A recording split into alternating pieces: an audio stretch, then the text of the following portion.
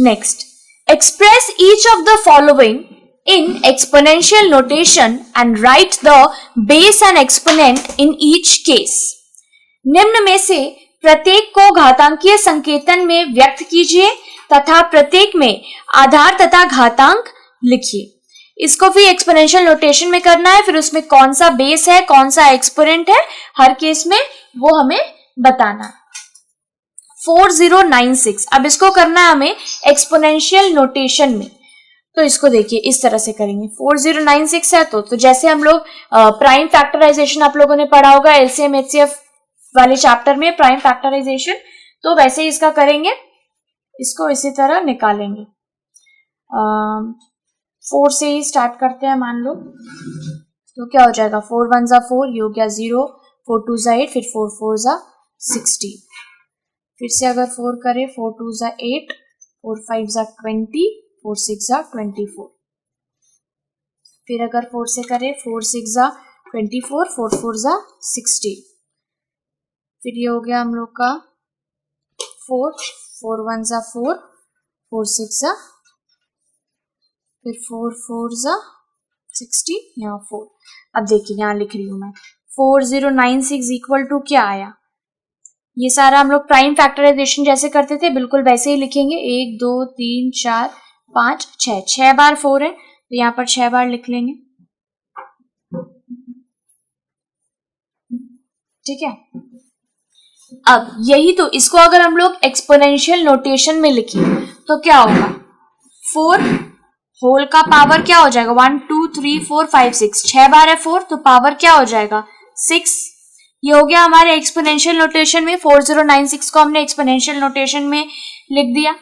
अब इसमें क्या पूछा गया है, बेस कौन सा है और एक्सपोनेंट कौन सा है. तो बेस कौन सा है हमारा, यहाँ पर बेस इज इक्वल टू क्या हो गया 4 है और एक्सपोनेंट क्या है, एक्सपोनेंट 6 है. इसका पावर यहाँ 6 है तो एक्सपोनेंट क्या है 6. Number 2, 125 by 729. इसको भी उसी तरह से करेंगे. 125 का पहले अलग से निकालेंगे, फिर 729 का अलग से निकालेंगे. 125 ऐसे ही करेंगे तो क्या हो जाएगा 5 5 2 जा 10, 5 5 जा 25, फिर 5 5 जा 25. तो यहाँ क्या हो जाएगा, 125 की जगह हम लोग लिख सकते हैं 5 इंटू 5 इंटू 5, क्योंकि ये 3 बार है. नीचे क्या है 729. 729 को भी हम लोग करेंगे ऐसे ही प्राइम फैक्टराइजेशन 9 से करते हैं. ठीक है. तो 729 हमारा हो गया क्या 9 इंटू 9 इंटू 9, ये भी 3 बार. तो इसको अब हम लोग लिख सकते हैं 5 क्या है 3 बार है तो 5 नीचे लिख के इसका पावर 3 लिख सकते हैं. और नीचे 9 क्या है, ये भी 3 बार है तो 9 नीचे रख के उसका पावर हो गया 3. तो ये आ गया हमारे एक्सपोनेंशियल नोटेशन में. और इस केस में क्या है, अब देखिए 5/9 दोनों का ही पावर क्या है 3 है तो इसको हम लोग लिख सकते हैं 5/9 होल का पावर 3, राइट. क्योंकि दोनों का पावर 3 है तो होल का पावर 3 लिख सकते हैं. अब क्या बताना है, ये आ गया एक्सपोनेंशियल नोटेशन. अब बताना है बेस क्या है, एक्सपोनेंट क्या है. तो बेस क्या है हमारा यहाँ पे 5/9 और एक्सपोनेंट क्या है, इसका पावर यहाँ पे इंडेक्स क्या आया है 3, तो एक्सपोनेंट हो गया 3. ये हो गया हमारा आंसर. नेक्स्ट है 512. इसको भी उसी तरह से करना है. इसका भी प्राइम फैक्टराइजेशन निकालेंगे पहले हम लोग. इस पेज में मैं करती हूँ. -512 है तो 512 का पहले हमें क्या करना होगा, प्राइम फैक्टराइजेशन निकालना होगा. 2 से करते हैं. 2 2 जा 4, 2 5 जा 10 और 2 6 जा 12. 2 1 जा 2, 2 2 जा 4, 2 4 जा 16 हो गया. सॉरी 2 8 जा, फिर 2 6 जा 12, 2 4 जा 8, फिर ये हो जाएगा यहाँ 16. ठीक है. तो यहाँ क्या हो गया 512 इज इक्वल टू 1 2 3 4 5 6 7 8 9. मतलब कि ये क्या है 9 टाइम्स है. 1 2 3 4 5 6 7 8 9.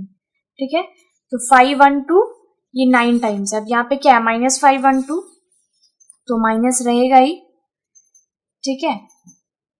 इसके अलावा यहाँ है टू का पावर है हो जाएगा यहाँ पर क्या 9, 1 2 3 4 5 6 7 8 9। तो हम लोग लिख सकते हैं इसको 2 का पावर 9, तो मतलब 5 1 2 को हम लोग लिख सकते हैं 2 का पावर 9। और यहाँ पर क्या हो जाएगा, बेस और एक्सपोनेंट पूछा गया, ये हमारा हो गया एक्सपोनेंशियल नोटेशन में हम लोगों ने चेंज कर लिया।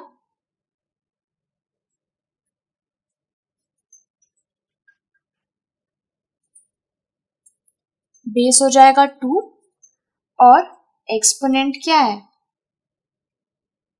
9, इसका पावर क्या है 9, वही है हमारा एक्सपोनेंट या फिर इंडेक्स, और बेस है हमारा 2।